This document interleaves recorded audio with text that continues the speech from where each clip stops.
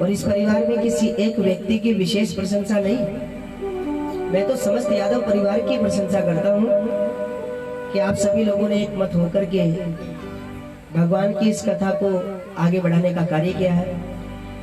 और फिर केवल यादव परिवार की ही बात क्यों की जाए, बात तो हम पूरे क्षेत्र की करते हैं। जब तक क्षेत्र के लोगों का सहयोग ना हो तो कथा को आगे बढ़ाना भी मुश्किल होता है। लेकिन फिर भी हम विशेष धन्यवाद यादव परिवार को देना चाहेंगे। अधिक मास के इस पावन अवसर पर भगवान की कथा को करना और सुनना, इन्होंने स्वयं तो पुण्य की प्राप्ति की ही है, पुण्य का अर्जन किया है, लेकिन कथा करने का फल वक्ता को भी मिलता है। तो कहीं ना कहीं आप हमारे पुण्य बढ़ाने में भी हमारे सहभागी बने हैं, इसलिए मैं आप सभी लोगों का विशेष धन्यवाद करता हूं। आप एक जोरदार ताली आप परिवार के लिए लगाएं, क्योंकि आपके इस पुण्य कर्म के द्वारा सतयुग से लेकर के आज तक आपकी वंशावली में जितने भी लोग रहे होंगे, आज वो हाथ उठा उठा करके आप सभी लोगों को आशीर्वाद दे रहे होंगे कि हमारे कुल में ऐसे लोग हुए हैं जो परिवार को एकत्र करके आज भगवान की कथा खुद भी श्रवण कर रहे हैं और हमको भी श्रवण करा रहे हैं। आए आज की कथा में हम सभी लोग आगे बढ़े बड़े प्रेम से।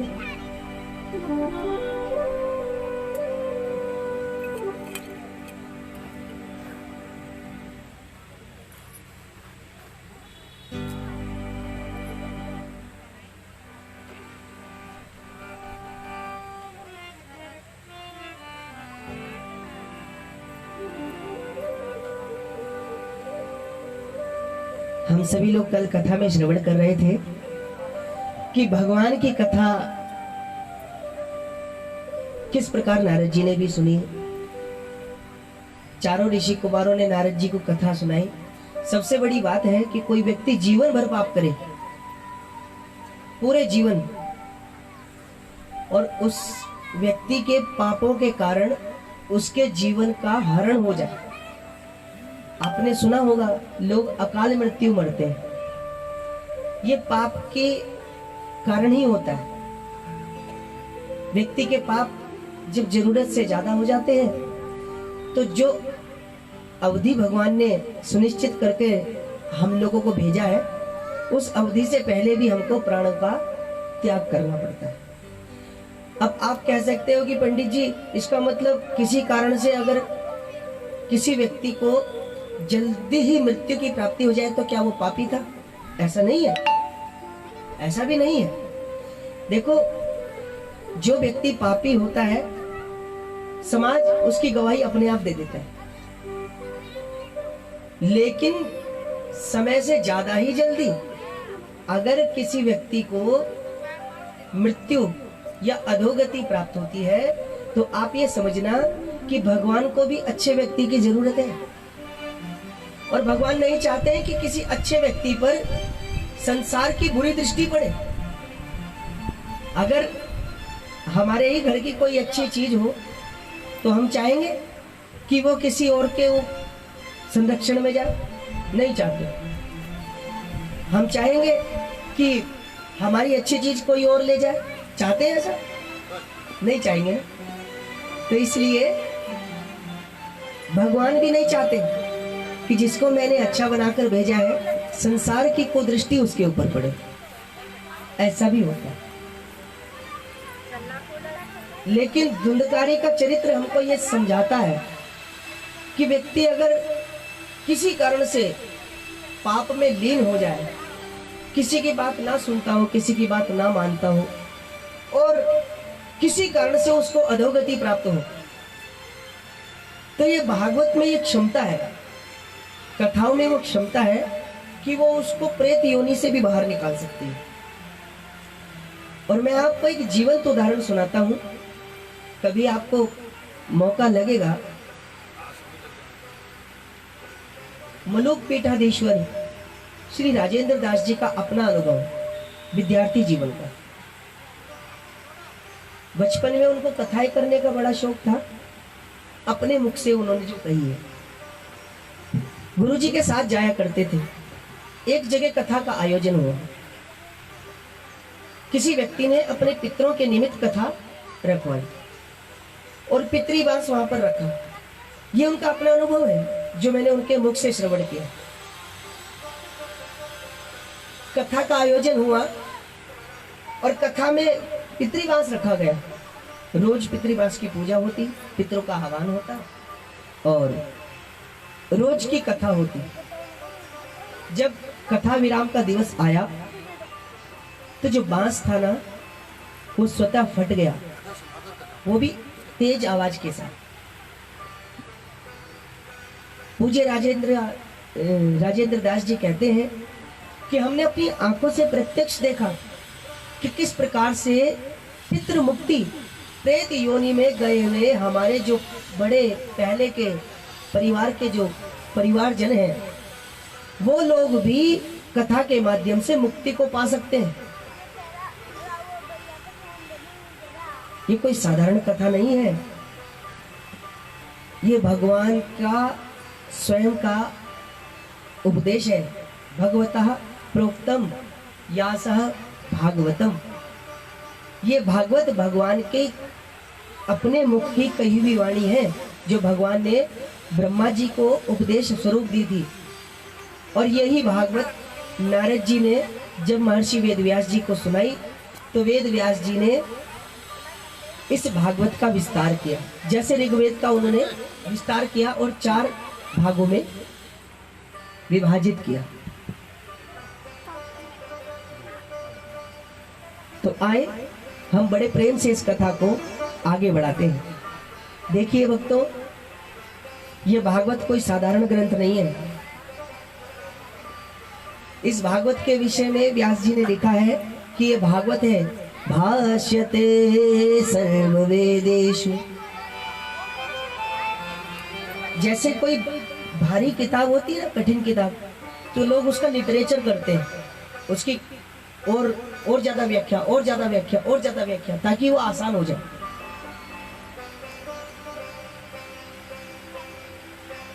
ऐसे ही वेदों को समझना तो कठिन ही नहीं, नामुमकिन है। तो वेद की भाषा को व्यास जी ने भागवत में लिटरेचर किया, व्याख्या की है आसान भाषा में, ताकि लोग समझ सके। और इतना ही नहीं, ये भागवत गद्य भी है और पद्य भी है। गद्य भी है और पद्य भी है। कैसे? इसमें बहुत अच्छे अच्छे गीत भी हैं, गोपी गीत है, भ्रमर गीत है, वेणु गीत है। और गद्य में बहुत अच्छे अच्छे चरित्र भी हैं। महाभारत की कथा है, भगवान शिव का चरित्र है, कपिल मुनि का चरित्र है, अनेक अनेक चरित्र है। तो इसमें जो गीत है ना, मानो वो गीत इस दुनिया के सबसे महान गायक ने गाए हैं। और इस दुनिया में सबसे महान गायक है नारद जी। आप कहोगे क्यों? इसका प्रमाण है, हनुमान जी जब लंका में गए तो लंका में उन्होंने सोचा, लंका निश्चर निकर निवासा, यहाँ कहाँ सज्जन करवासा। सज्जन की परिभाषा श्री सुंदरकांड में श्री हनुमान जी के माध्यम से हमको मिलती है। सज्जन कौन? भक्त कौन? जो बिना किसी कारण के भी भगवान का नाम जपता हो। हाँ, राम राम ते ही सुमिरन कीना,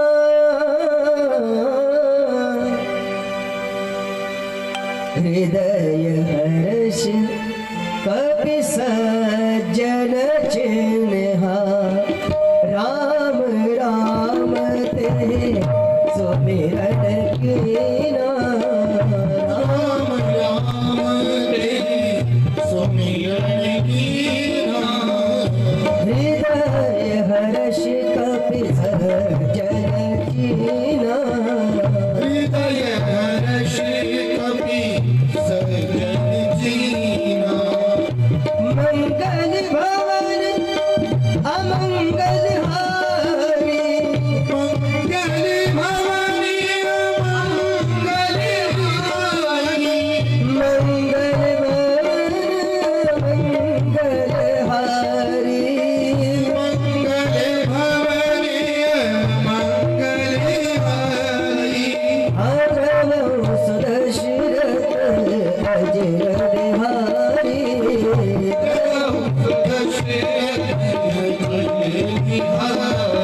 राम राम तेरे सिमरन के नाम,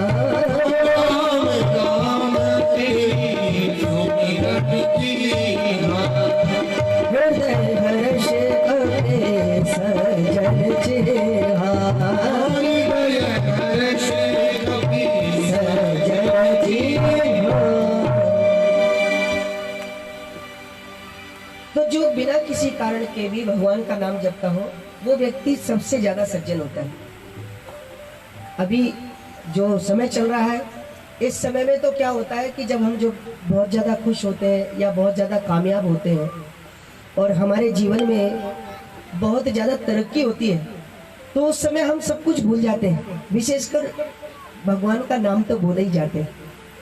आपने विचार करना, बिल्कुल भागवत प्रैक्टिकल ग्रंथ है, इधर सुनो और इधर प्रैक्टिकल करो। जीवन में एकदम साफ शीशे की तरह दिखाई देता है, ट्रांसपेरेंट। कैसे?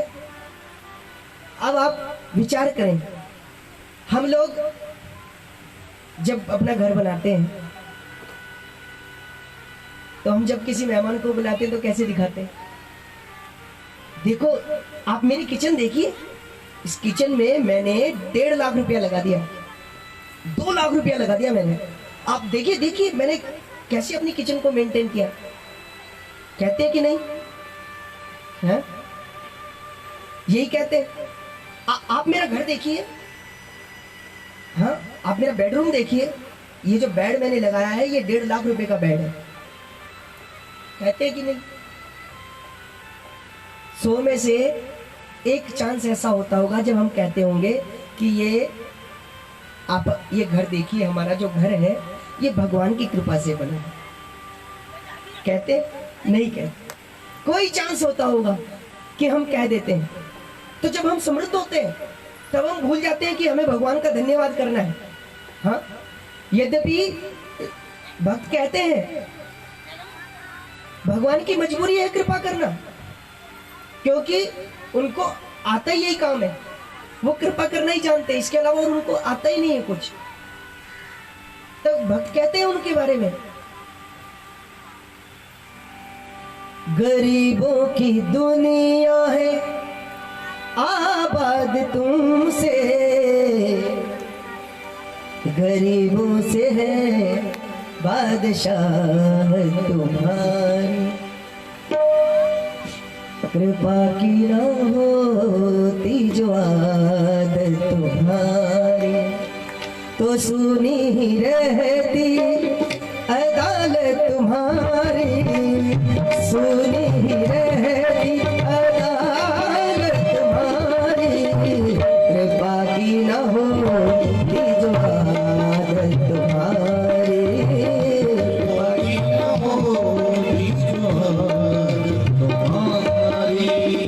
तो सुनी ही रहती अदालत तुम्हारी,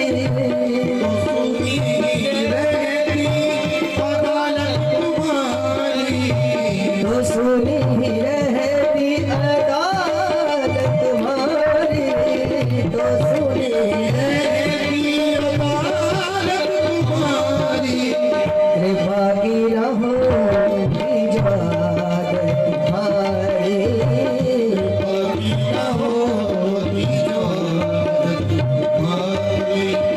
न हम होते मुस्लिम न तुम होते हाकिम, न हम होते मुस्लिम न तुम होते हाकिम, न हम होते मुस्लिम।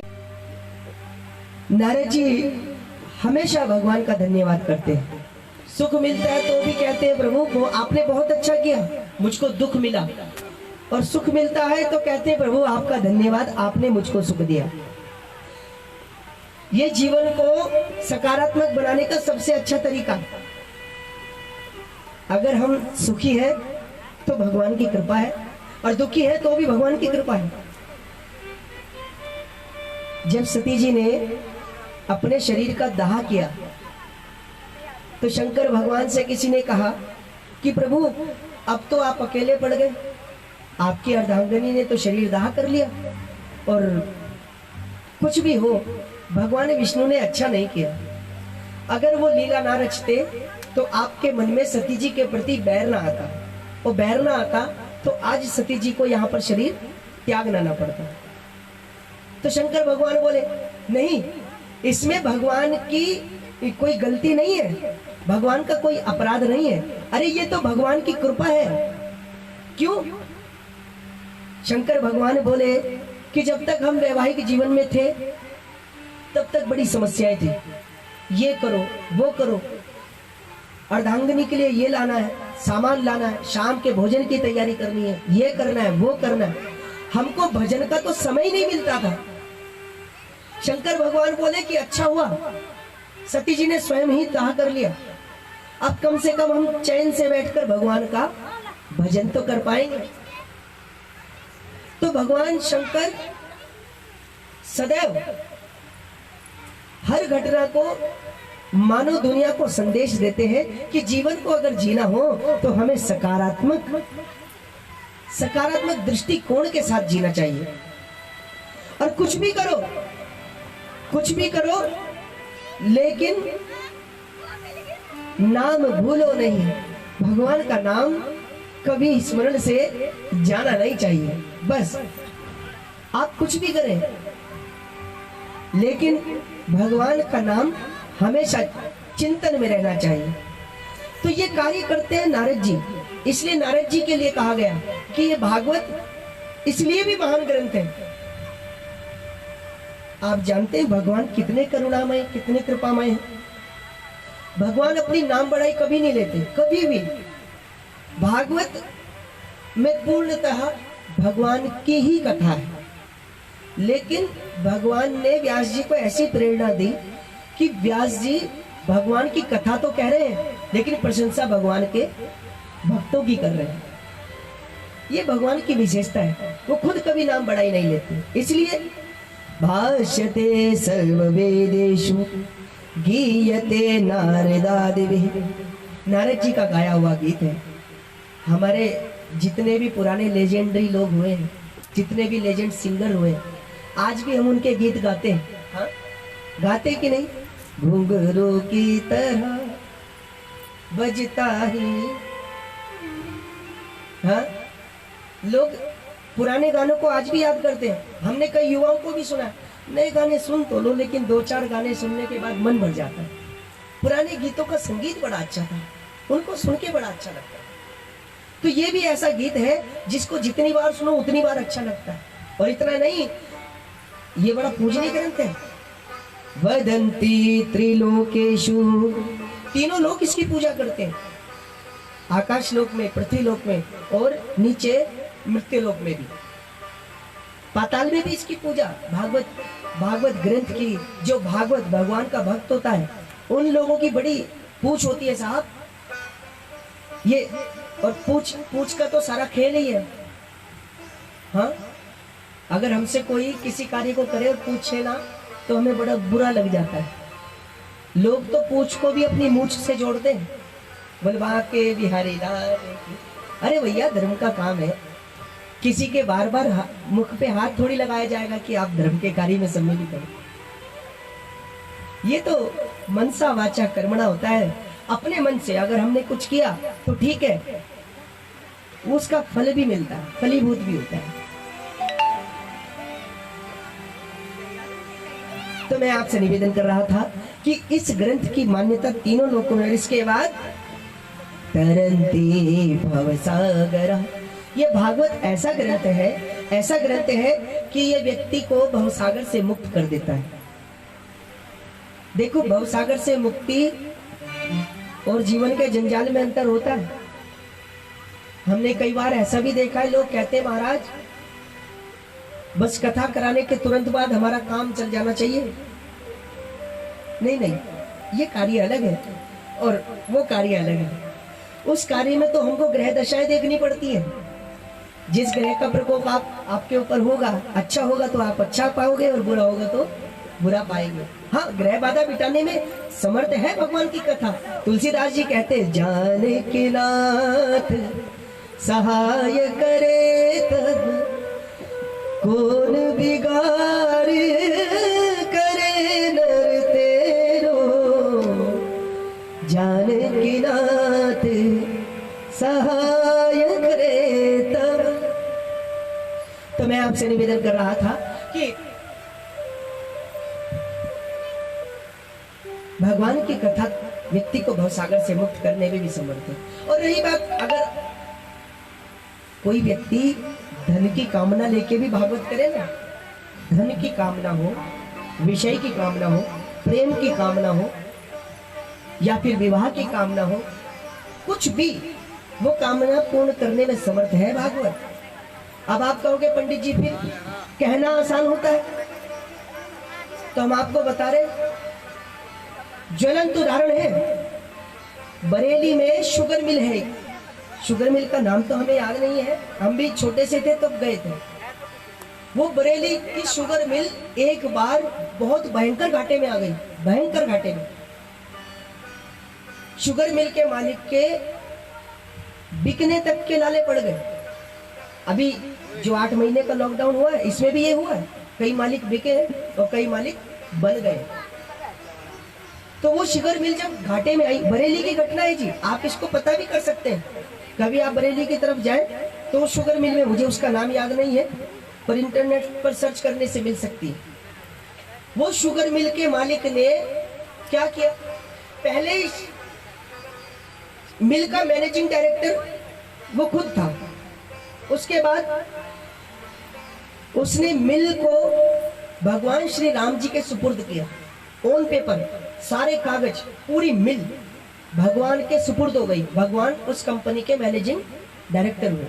कंपनी में, मिल में मंदिर है रघुनाथ जी का, और भगवान के मंदिर में ही भगवान के समक्ष उस मिल को भगवान के अंडर कर दिया। अब भगवान से बोले, भगवान मिल भी आपकी, साजो सामान आपका, सब कार्य करने वाले जितने भी वर्कर हैं वो सब आपके, और इसके बाद आपकी मर्जी है, आप इसको चाहे चलाए चाहे डुबाए।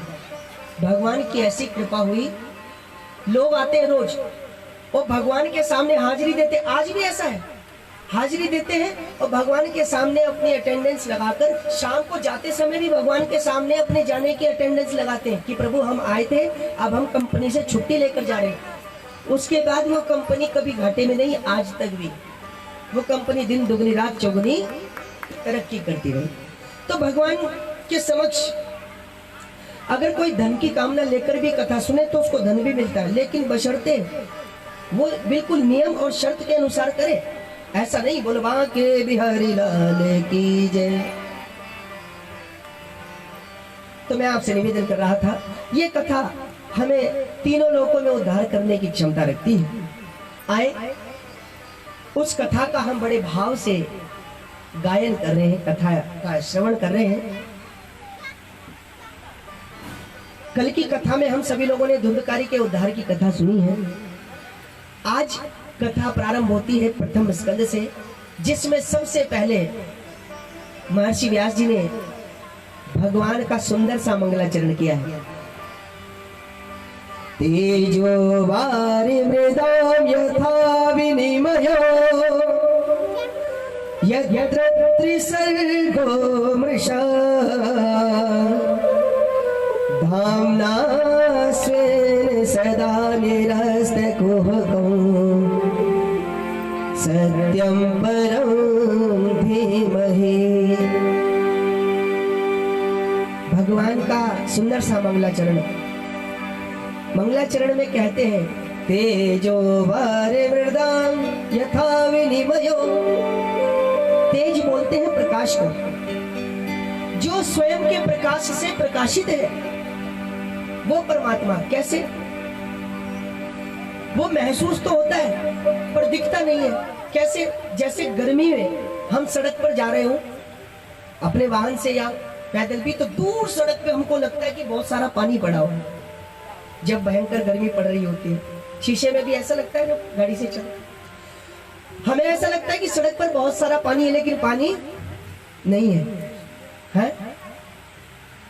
तो वो जो प्रकाशित स्वरूप है, हमें कामनाएं दिखती है कि सिद्ध हो रही है, ये दुनिया है, ये सब कुछ है, लेकिन ये सब कुछ नहीं है। एक दिन तो ये दुनिया सबको छोड़ दी। हाँ, जब पिंजरा छूटता है तो लेखक गीत लिखते हैं, पिंजरे के पंछी रे। हाँ, तो मैं आपसे निवेदन कर रहा था कि जो स्वयं के प्रकाश से प्रकाशित है उस परमात्मा को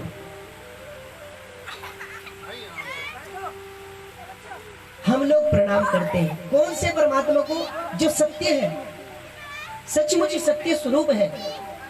देखिए, सत्य की परिभाषा भी अलग होती है। अच्छा चलो, हम आपसे पूछते हैं कि आज सूर्य पूरब से उदित हुआ था, ये बताएं कि ये सच है कि झूठ है? सच है, कंफर्म? चलो भाई, हमारे सुंदर से बेटे ने तो कह दिया। हाँ, सच। आप लोग भी मानते हैं सच है? यादव जी, आज सूर्य पूरब से उदय हुआ था, सच है? सच है, बिल्कुल। पर मुझे नहीं लगता सच है। सूर्य पूरब से उदय नहीं हुआ था, वो तो रोज ही पूरब से। सच तो ये है। आज क्यों? वो तो रोज पूरब से उदय होता है। सत्य तो ये है कि सूर्य पूरब से उदय होता है। हाँ? जब हम निबंध लिखेंगे तो ये थोड़ी लिखेंगे कि सूर्य आज पूरब से उदय हुआ था। सूर्य पूरब से उदय होता है, ये सत्य है। ऐसे ही हमारा जीवन भी अकाट्य सत्य है कि ये धीरे धीरे आगे बढ़ता चला जाता है। बचपन से जवानी, लेकिन होता क्या है, बचपन बीता तो जवानी चली आती है, देखते ही देखते फिर वो भी चली जाती है। आया बुढ़ापा अब न सुमिरन होगा, कैसे सफल तेरा जीवन होगा। हाँ? ठाकुर जी के चरणों में जब मन होगा, तेरा सफल तब जीवन होगा। हम कुछ भी करें लेकिन भगवान का चिंतन नहीं भूलना चाहिए। मैं आपसे निवेदन कर रहा था कि उसी परमात्मा, उसी सत्य स्वरूप भगवान की यहाँ पर वंदना की गई है, जिसके लिए हम अक्सर ये कहा करते हैं कि भगवान का नाम ही सत्य है। दुनिया में अगर कुछ है तो भगवान का नाम सत्य है। कथा को आगे बढ़ाते हुए भागवत में व्यास जी लिखते हैं कि सूत जी से शौनक आदि 88,000 ऋषि मुनियों ने जब प्रश्न किया था कि महाराज, हम ऐसी कथा, ऐसा साधन सुनना चाहते हैं जिसको करके लोग सुख को प्राप्त करें। अब आपने इसके बारे में बता तो दिया, लेकिन अब हम ये जानना चाहते हैं कि हमारे मन में कुछ इच्छाएं हैं, कुछ प्रश्न हैं, उन प्रश्नों के हम उत्तर लेना चाहते हैं। तो सूत जी ने कहा, पूछो कौन सा प्रश्न है। मैं आपसे कल भी कह रहा था कि हमारे ग्रंथ में प्रश्नोत्तरी ही ग्रंथ बन जाते हैं। और आपसे एक बात और कहूं, ये जो सनातन धर्म है ना, ये बहुत अच्छा धर्म है। क्योंकि कारण बता रहा हूं, आप किसी भी पंथ में चले जाए और किसी भी अनुयाय में चले जाए, उसमें क्या होता है, वहां पे आपको प्रश्न पूछने की आज्ञा नहीं है। जो कह दिया बस इसको मान लो, चाहे सही है चाहे गलत है। आप ईसाई धर्म में चले जाओ, इस्लाम धर्म में चले जाओ, वहां कोई पूछता थोड़ी है। जो कह दिया बस वही करना है। लेकिन हमारे यहाँ नहीं, हमारे यहाँ आपको पूरी तरह से छूट है, पूरी तरह से छूट है कि आप कोई भी प्रश्न कर सकते हैं। हाँ, कई बार ऐसा होता है कथाओं में भी, या कहीं हम जैसे सभा में बैठे हो, हम कई बार जाते हैं तो एकदम से क्रॉस क्वेश्चन भी होते हैं, पूछताछ होती है, आपने ये बताया, आपने ये कहा, इसका कारण क्या है, क्यों ऐसा कहा। तो हमारे यहाँ तो कितनी छूट है कि हम आसानी से अपने मन की शंका का समाधान भी कर सकते हैं।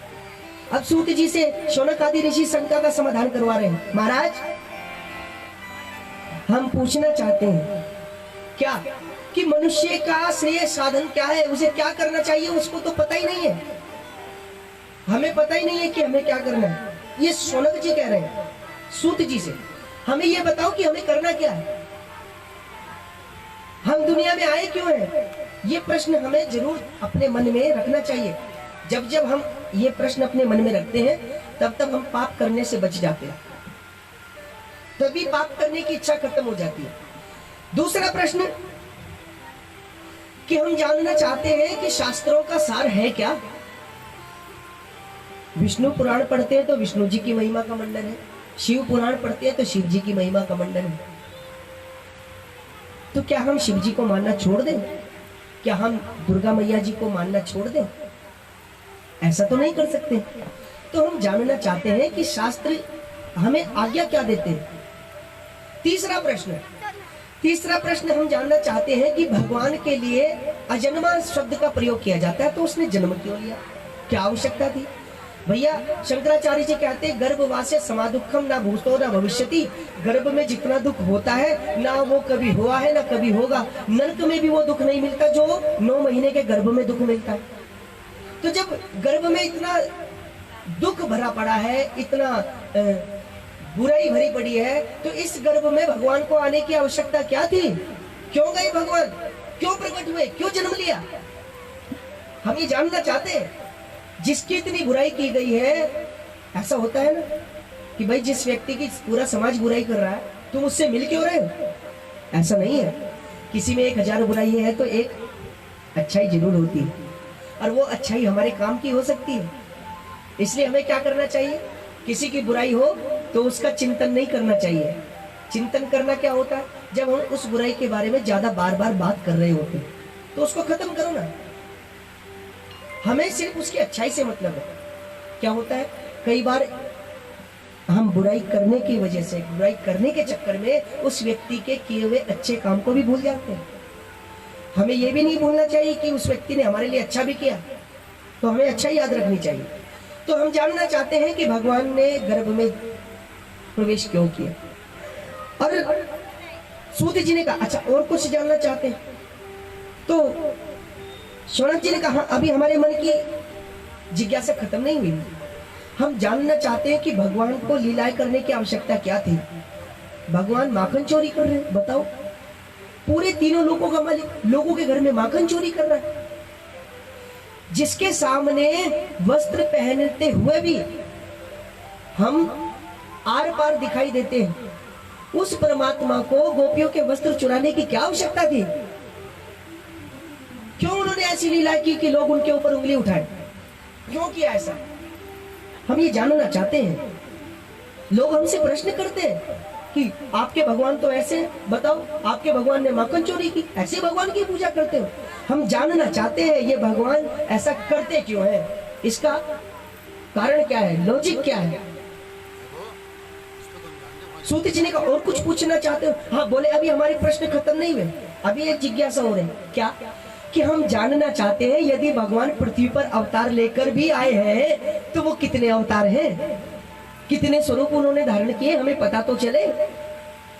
वैसे तो संत कहते हैं कि कण कण में है झांकी भगवान की, किसी सूझ वाली आंख ने पहचाने की। वैसे तो भगवान सबके अंतर में समाये हुए हैं। हम जानना चाहते हैं कि भगवान के मुख्य अवतार कितने। और एक प्रश्न और है, ऐसा हमने सुना है कि जब भगवान धराधाम पर आते हैं तो अधर्म खत्म हो जाता है और धर्म स्थापित हो जाता है। लेकिन भगवान जब धराधाम से जाते हैं तो धर्म को किसके पास छोड़कर जाते हैं? अब भैया, धर्म भगवान की संपत्ति है।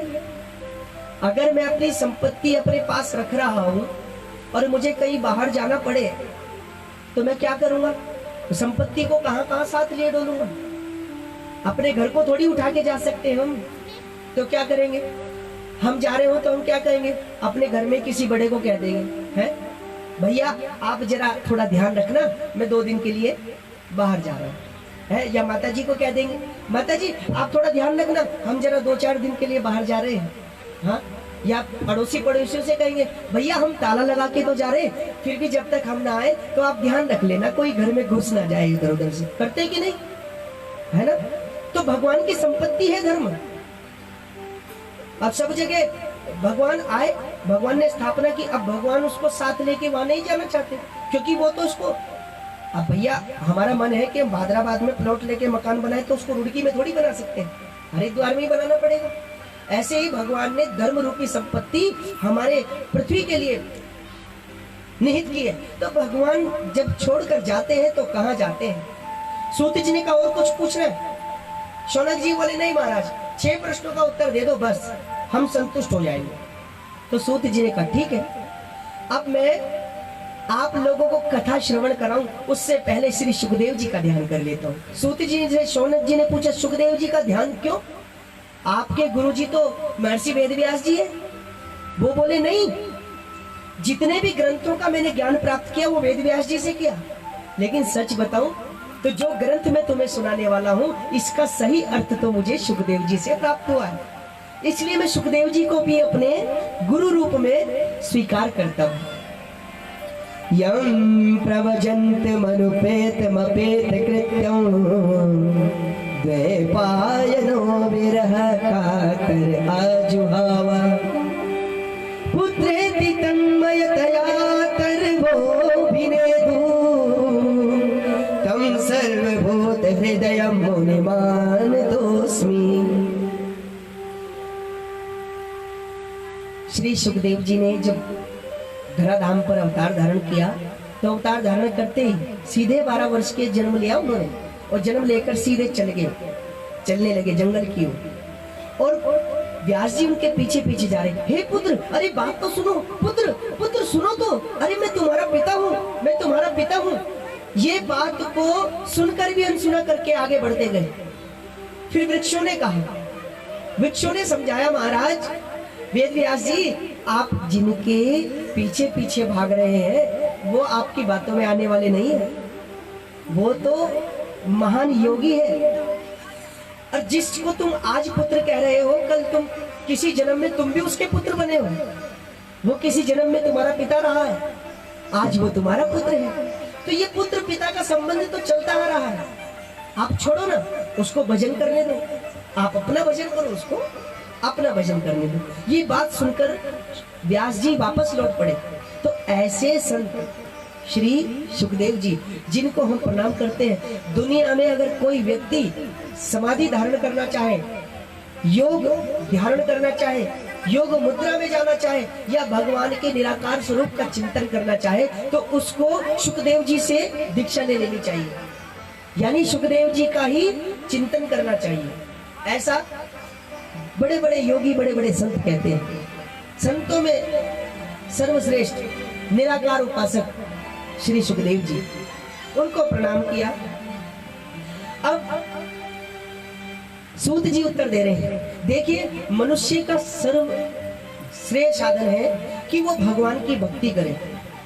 वासुदेव भगवती भक्ति भक्ति योग प्रयोजितः जनत्यायु वैराग्यं ज्ञानं च यदहेतुकम्।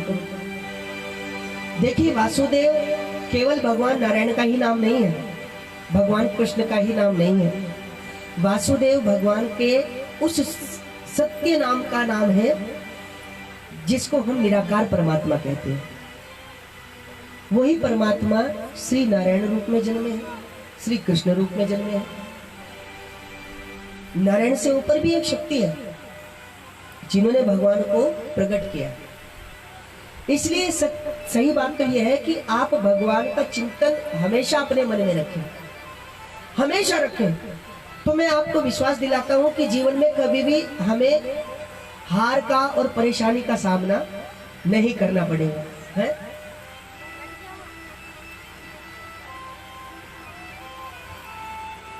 तुम इष्ट में उपासक, तुम देव में पुजारी, ये बात अगर सच है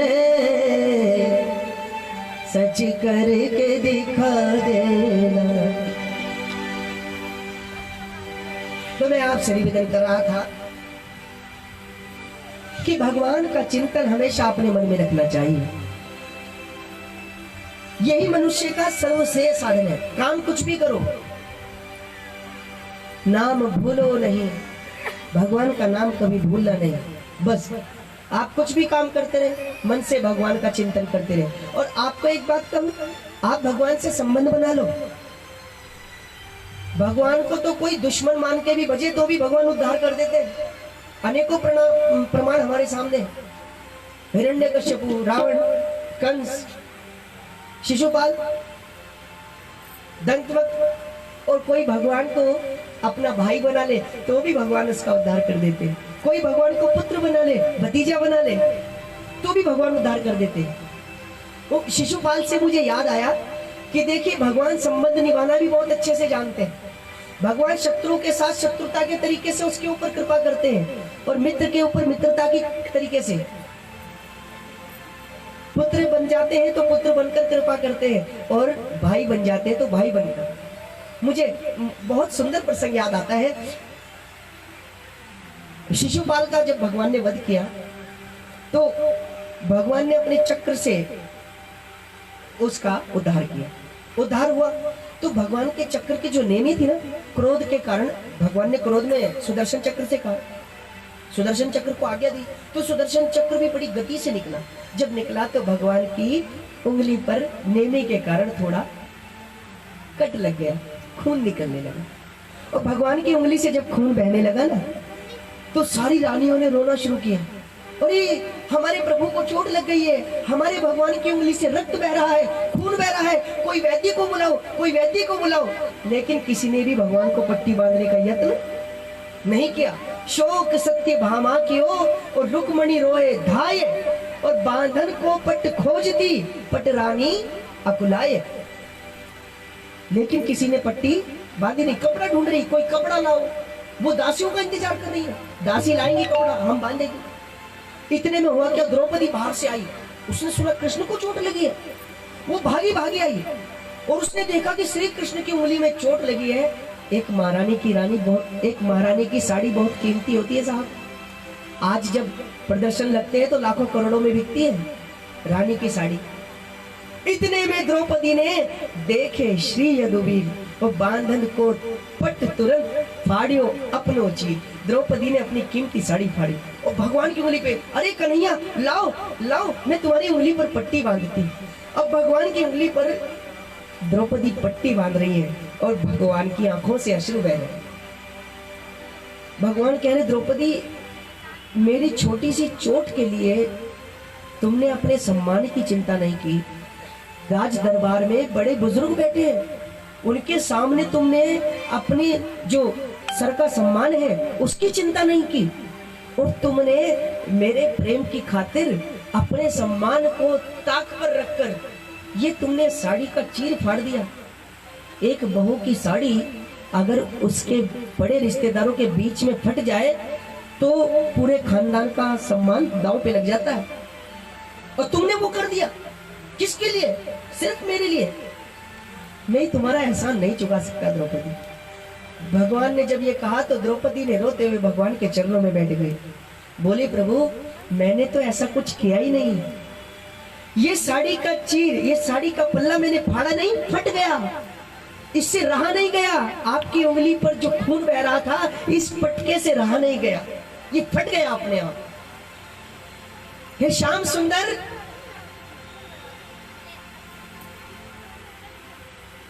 यदि काम आवे आपके तो काट दूं नसों को। अरे ये तो रेशम के धागे हैं। यदि काम आवे आपके तो काट दूं नसों को, ये तो रेशम के धागे हैं। और सुनो, अगर मैंने साड़ी फाड़ भी दी तो कौन सी बड़ी बात है। अरे धागे भी हैं अमोल, मेरी तो थी, खरीद के नहीं लानी पड़ी, घर पे रखी थी, मैंने पहन ली और मैंने फाड़ दी। धागे भी हैं अमोल, इनका कौन मोल करे।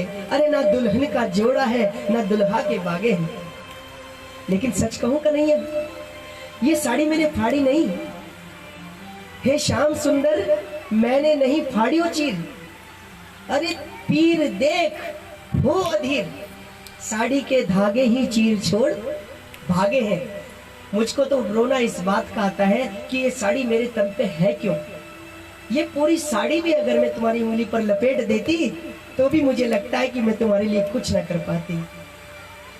मैंने नहीं फाड़ियो चीर, पीर देख हो अधीर, धागे ही चीर छोड़ भागे हैं। और धागे तो वो अब तक हैं अभागे, जो मेरे तन पर लागे हैं। भाग तो उन धागों के जागे हैं जो तुम्हारी उंगली पर लागे हैं। वृंदावन बिहारी लाल की जय। तो भगवान ने कहा, द्रौपदी तुमने मेरे साथ जब धागे का संबंध बना लिया ना, तो इस धागे के संबंध को मैं आखिरी समय तक निभाऊंगा। भरी सभा में दुशासन द्रौपदी की साड़ी खींच रहा था और द्रौपदी ने कहा, हे कृष्ण। पहले पितामह को बुलाया, भीष्म पितामह को। भीष्म पितामह नहीं आए। क्या करते, दुर्योधन के अधीन थे। पांडवों को, अपने पतियों को बुलाया, लेकिन वो भी नहीं आए। क्यों? क्योंकि उन्होंने तो अपनी पत्नी को दांव पे लगाया। द्रौपदी ने सोचा, जिसका कोई नहीं उसका जगत का पालनहारी होता है। उसने भगवान को बुलाया। एक हाथ से द्रौपदी ने साड़ी पकड़ी, एक हाथ से कृष्ण कृष्ण पुकार रही है, तो भगवान नहीं आए। क्योंकि भगवान कहते हैं, अभी तुमने अपने आप को थामा हुआ है, जब तक तुम पूरी तरह से मेरे ऊपर समर्पण नहीं कर देते तब तक मैं तुम्हारा उद्धार नहीं करूंगा। इसलिए भगवान परीक्षा लेते हैं, जम के लेते हैं।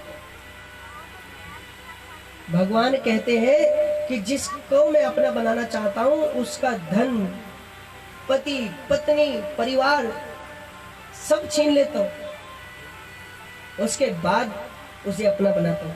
भैया हम एक मटका भी लेने जाते, चारों तरफ से ठोक बजा के देखते हैं इसमें से कहीं पानी तो नहीं छुएगा। तो भगवान को भी तो हक है। अब द्रौपदी ने जैसे ही दोनों हाथ खड़े किए, महाराज अब तो इस नारी की, इस द्रौपदी की राज तुम्हारे हाथ में है। मैं उस भगवान का चिंतन करती हूँ जिसने राम रूप में सीता की लाज बताई, सीता के हरण करने वाले को मार दिया। मैं उस कृष्ण का चिंतन करती हूँ जिस कृष्ण ने ब्रिज में गोपियों को समझाया कि जल का अपमान नहीं करना चाहिए, जल में निर्वस्त्र स्नान नहीं करना चाहिए। मैं उस कृष्ण का चिंतन करती हूँ जिसने तीन जगह से बकरा कुब्जा को सुंदरता की दृष्टि से देखा, उसके अंतर मन को देखा। मैं उस कृष्ण को बुलाती हूँ और भगवान आए। भगवान ने ऐसी लीला की कि दुशासन खींचता रह गया, उसे पता ही नहीं चला कि साड़ी है कि नारी है कि नारी। ये भगवान संबंध निभाना जानते हैं, तो इसलिए भगवान से संबंध बनाना बड़ा अच्छा है। दूसरा, शास्त्रों का सार क्या है? भगवान की भक्ति ही शास्त्रों का सार है। कहने का मतलब ये है कि आप जिस की भी पूजा करते हैं, जो आपके इष्ट हैं।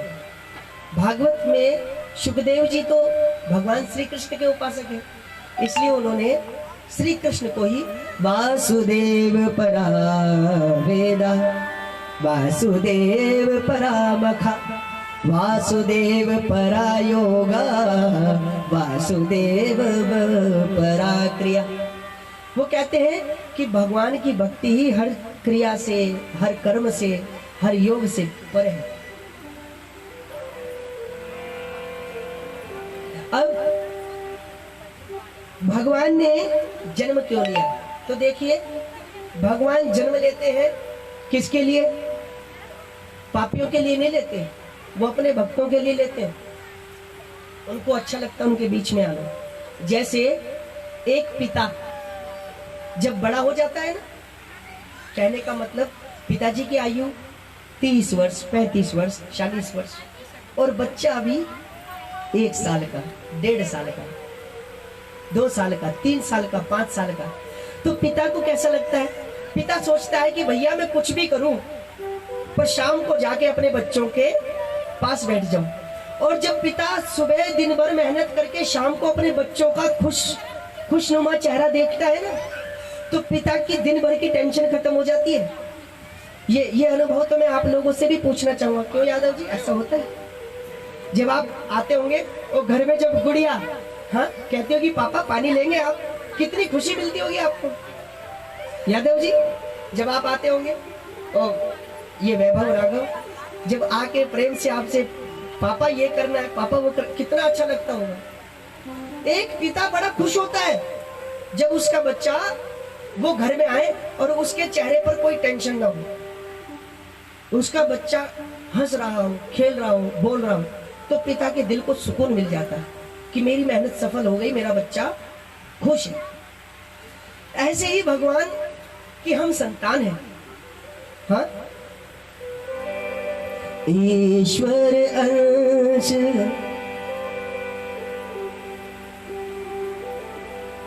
जगत अविनाशी, स्वीकरते त्रैलोक उपासी, ईश्वर अंश जगत अविनाशी, ईश्वर अंश जगत अविनाशी, स्वीकरते त्रैलोक उपासी, करके त्रैलोक उदासी, मंगल भवन अमंगल हारी, मंगल भवने अमंगल हारी, माधव सदशरथ अजिर बिहारी, प्रभु सुदशरथ अजिर बिहारी, ईश्वर अंश जगत अविनाशी, ईश्वर अंश जगत अविनाशी, आसी करते तो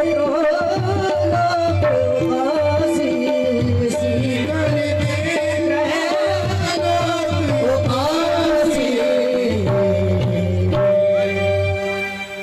तो भगवान हम सभी लोगों को प्रसन्न करने के लिए अवतार लेते हैं।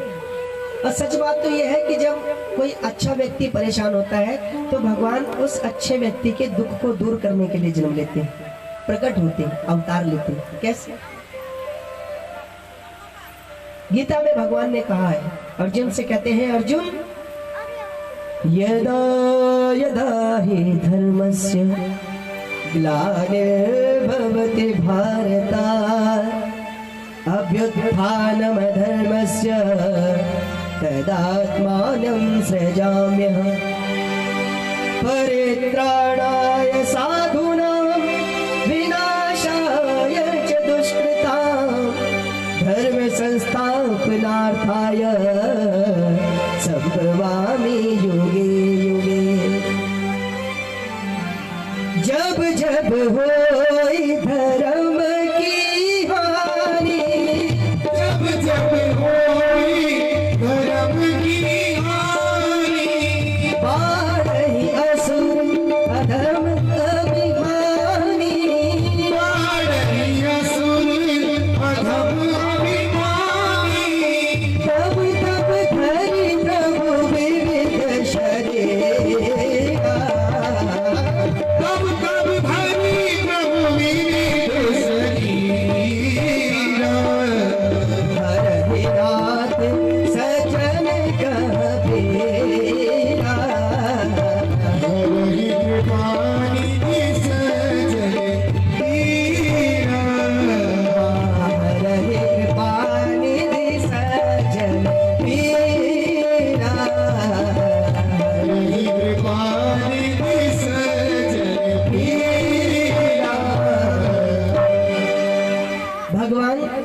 अच्छे लोगों के पाप को हरने के लिए, ताप को हरने के लिए आते हैं और बुरे लोगों का उद्धार करने के लिए आते हैं। अगला प्रश्न था कि भगवान ने चरित्र क्यों किए, लीला क्यों की? तो देखिए, भगवान अपने भक्तों को खुशी देने के लिए लीलाएं करते हैं। इस बात को आप जरा थोड़ी गहराई से समझना,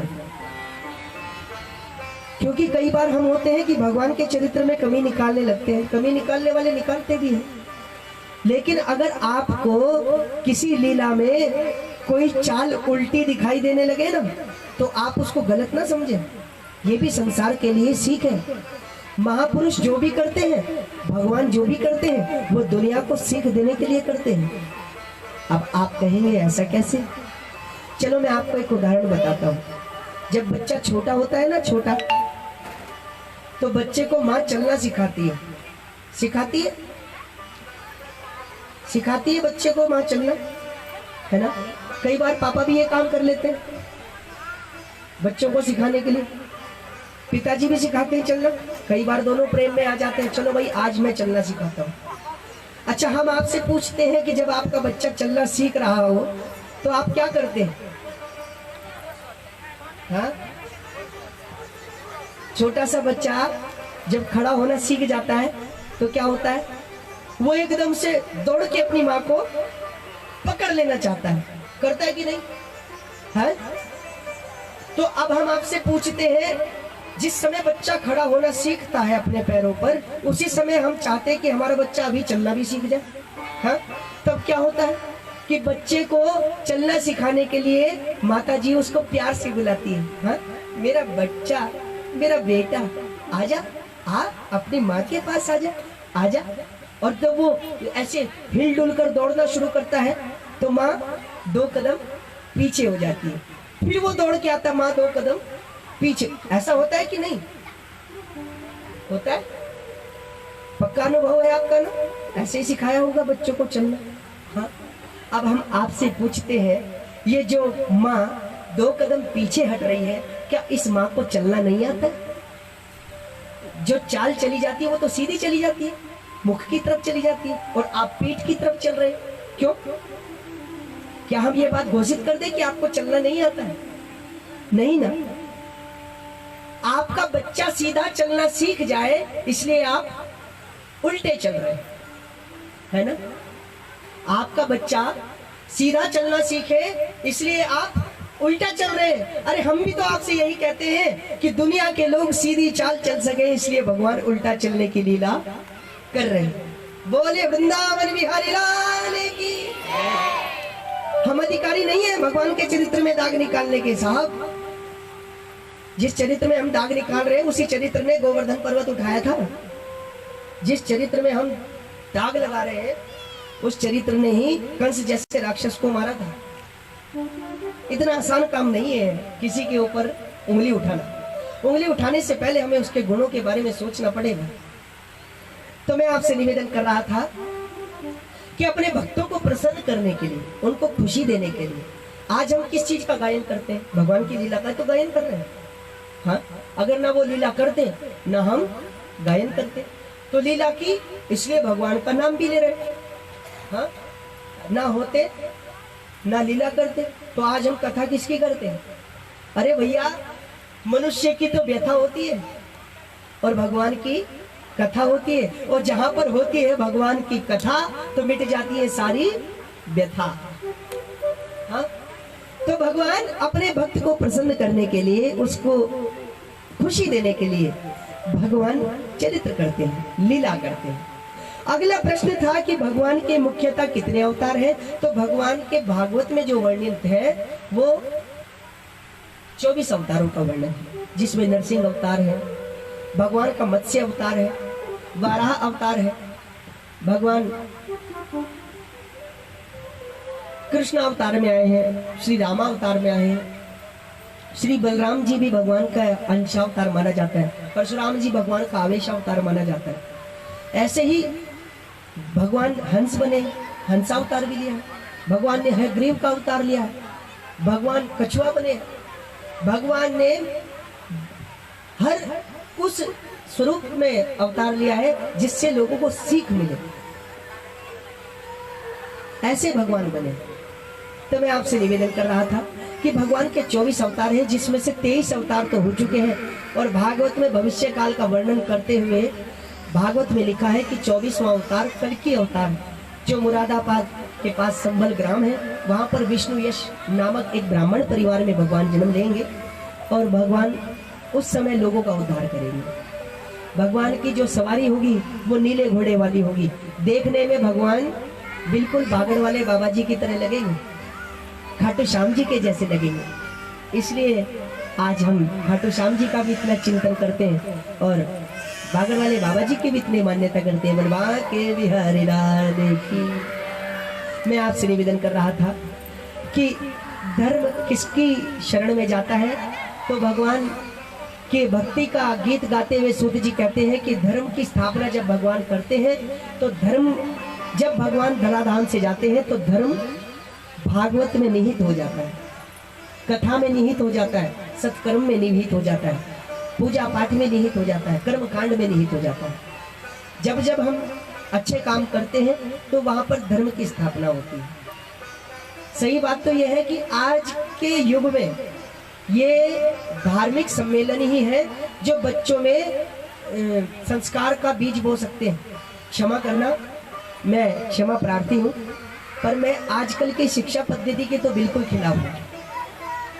कारण है, हम स्कूल में जाते थे तो हमको गुरुजी डंडा मार के पैर छूना सिखाते थे, और आज टीचर बच्चे को डांट भी नहीं सकता। इतनी अथॉरिटी है कि बच्चे मोबाइल लेकर स्कूल में जा रहे हैं। अरे भैया, बच्चा वहां अगर गैजेट लेके जाएगा तो पढ़ेगा क्या?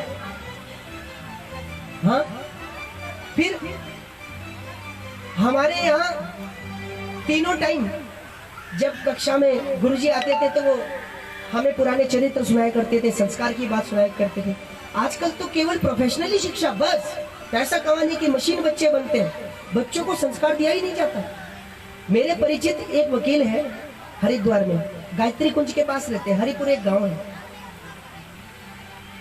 डबराल जी हैं, हमारे बड़े भैया भी लगते हैं, श्री संदीप डबराल जी हैं, और हमारा जो ITR इत्यादि है वो सब कुछ वही देखते हैं।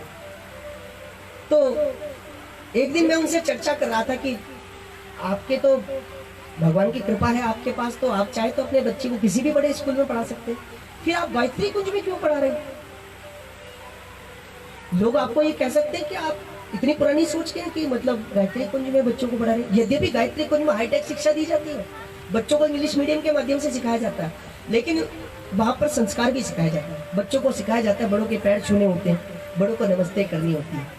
तो उन्होंने मुझे बताया, उन्होंने कहा कि पंडित जी, मैं अपने बच्चे को किसी भी बड़े स्कूल में पढ़ा सकता हूँ, 10, 20, 15, 25 हजारों में मैं फीस भी दे सकता हूँ, लेकिन इसके बाद भी मैं गायत्री कुंज में अपने बच्चे को इसलिए पढ़ा रहा हूँ ताकि मेरे बच्चे का संस्कार ना बिगड़े।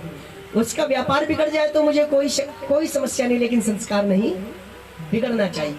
आज मेरा बच्चा घर में आता है तो मेरे पैर छूता है, मेरे रिश्तेदार आते हैं तो उनके पैर छूता है। मुझे बहुत अच्छा लगता है जब लोग कहते हैं वाह भाई वाह, डबराल जी आपका बच्चा बड़ा संस्कारी है। तो आजकल संस्कार धन की ओर में हम लोग बच्चों को संस्कार नहीं दे पाते, तो संस्कार कथा ही देती है। और मैं तो आपसे कहता हूँ, जो स्टडी होल्डर है, जो बच्चे पढ़ रहे हैं, अगर बेटा कोई भी ETC कोई भी क्वेश्चन आपके मन में हो तो आप निसंकोच पूछ लेना।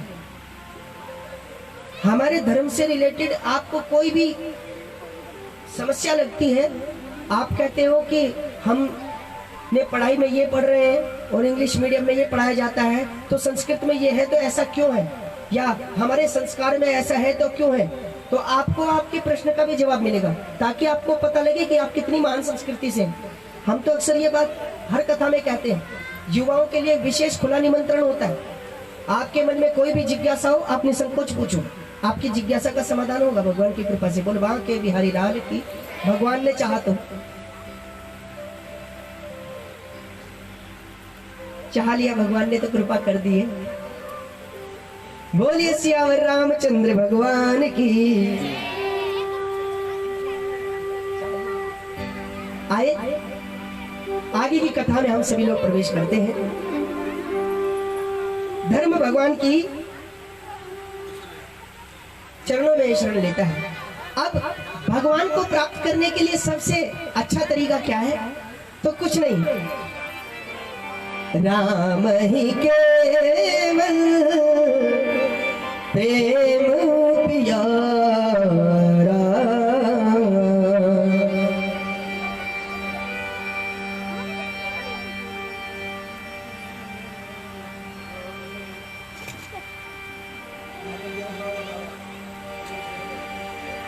भगवान केवल प्रेम के अधीन है। क्यों? जात पात छही नहीं कोई, जात पात छही नहीं कोई, हरि को भजे हरि को होए, हरि को भजे हरि को होए, हरि को भजे वो हरि को होए। हरि को भजे जो हरि को होए। जात पात छही नहीं कोई, जात पात पूछे नहीं कोई, जात पात छही नहीं कोई, जात पात पूछे नहीं कोई। हरि को भजे सो हरि को होए, हरि को भजे सो हरि को होए। भगवान किसी की जाति नहीं देखते, किसी की बिरादरी नहीं देखते, ये तो हमारी बनाई हुई है। भगवान तो कहते हैं मेरी नजर में सिर्फ एक ही जाति है, या तो मुझको भजने वाले की या फिर मुझको ना भजने वाले की, बस। हाँ, इसलिए जाति की एक भीलनी थी, प्रेम से सुमिरन किया। जाति की एक प्रेम से सुमिरन किया। हाँ, जाति की एक भीलनी थी, प्रेम से सुमिरन किया। जाति की एक भीलनी थी, प्रेम से सुमिरन किया।